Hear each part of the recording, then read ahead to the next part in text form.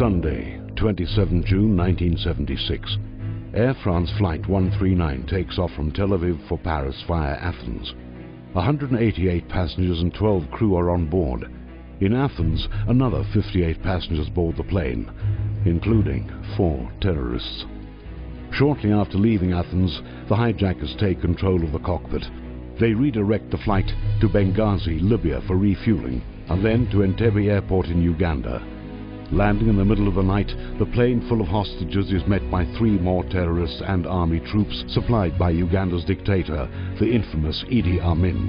The hostages are moved to the old, disused airport terminal, where they are kept under armed guard. Meanwhile, the hijackers issue their demands: $5 million ransom and the release of 53 pro-Palestinian militants being held around the world. Their deadline, 2 p.m. on Thursday, 1st of July.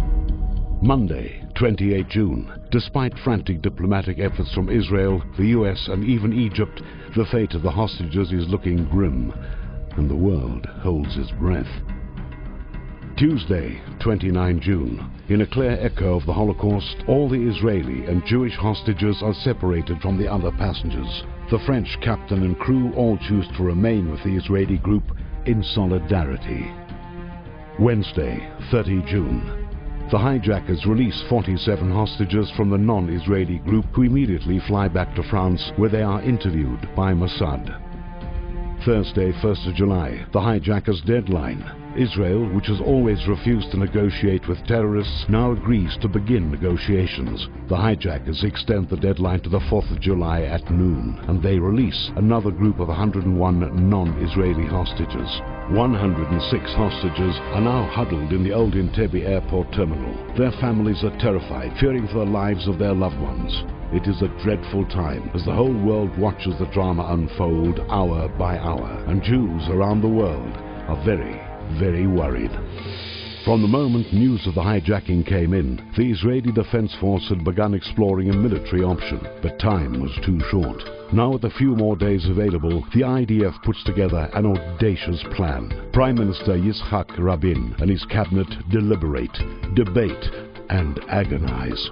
To mount such a complicated and risky rescue operation nearly 4,000 kilometers away seems impossible, irresponsible, even reckless. But they also feel deeply about their responsibility for their citizens and fellow Jews alike. This isn't only a military decision, it is a moral decision.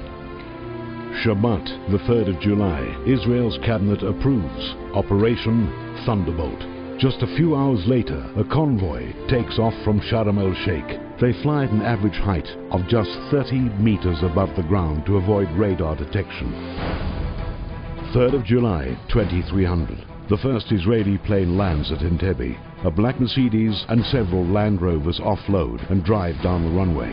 The cars are filled with the assault team of 29 Sayeret Matkal Special Forces commandos, dressed in Ugandan military uniforms. The brazenly brilliant plan is to replicate Idi Amin's own motorcade so the guards will allow them through. At first, it all goes smoothly. Then 2 sentries seem intent on stopping the motorcade. The Israelis open fire. Their cover is blown. The commandos race to the terminal building and burst through the doors, shouting to the hostages, "Get down!" The Israelis open fire, killing all the hijackers and armed guards.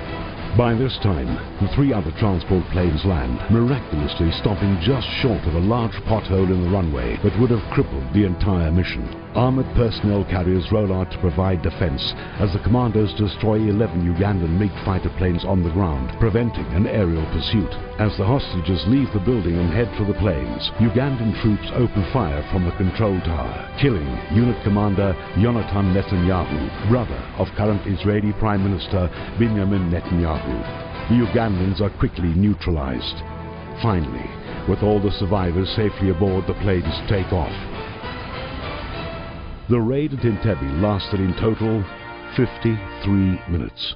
All the hijackers were killed along with a few dozen Ugandan soldiers. Half the Ugandan Air Force was destroyed. 102 hostages were rescued. 3 were tragically killed during the crossfire, and one 75-year-old Dora Bloch, who had been hospitalized, was brutally murdered by troops of Idi Amin. Sunday, 4th of July, 1976.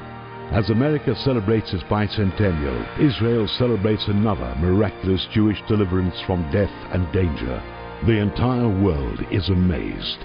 It is the most stunning, daring, breathtaking hostage rescue in history.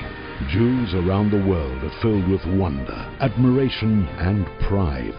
The Israeli commandos become national heroes, and Yoni Netanyahu becomes an icon, a heroic martyr for Israel's cause.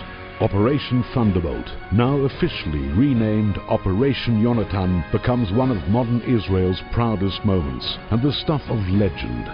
3 Hollywood movies are produced to tell the incredible tale of how Israel succeeded against such overwhelming odds. But Operation Yonatan is more than just a celebration of Jewish intelligence and chutzpah. It is an inspirational testimony to the courage and determination of the IDF and to Israel's leaders who fulfilled the Jewish principle of Kol Yisrael, Arevim Ze Bazeh. All of Israel is responsible for one another. And as the triumphant soldiers themselves acknowledged, it is a tribute to the unmistakable hand of God in the historic, remarkable rescue at Entebbe.